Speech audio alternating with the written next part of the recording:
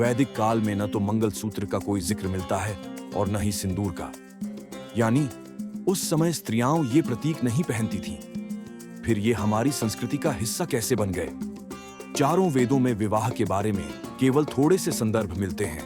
सबसे महत्वपूर्ण है ऋग्वेद मंडल 10 का 85वां सूक्त, जिसे विवाह सूक्त कहा जाता है। यही मानव इतिहास में विवाह का सबसे पुराना लिखित वर्णन माना जाता है। आज जो मंत्र विवाह में पढ़े जाते हैं वे यजुर्वेद के अध्याय 19 से 21 और 34 से 36 से लिए गए हैं। अथर्ववेद के 14वें कांड के पहले और दूसरे सूक्त में पति पत्नी के बीच संवाद मिलता है, जिसमें आदर्श गृहस्थ जीवन का सुंदर वर्णन है।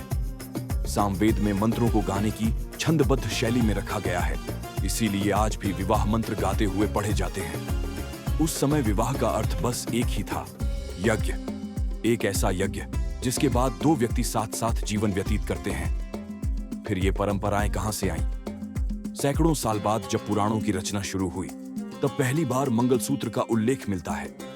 पद्म पुराण में एक मंत्र आता है, इस पवित्र मंगलमयी सूत्र से मेरी और मेरे पति की आयु सुरक्षित रहे।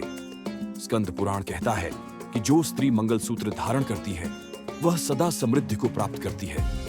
इसके बाद देवी भागवत और वराह पुराण में सिंदूर का उल्लेख मिलता है। यहीं से सिंदूर और मंगलसूत्र दोनों को विवाह का अभिन्न हिस्सा माना जाने लगा। धीरे धीरे इन सब परंपराओं को एक साथ जोड़कर आज के सुंदर विवाह संस्कार बने। यह दर्शाता है कि हमारे प्राचीन आर्षि कितने खुले विचारों वाले, जिज्ञासु और सत्य खोजी थे।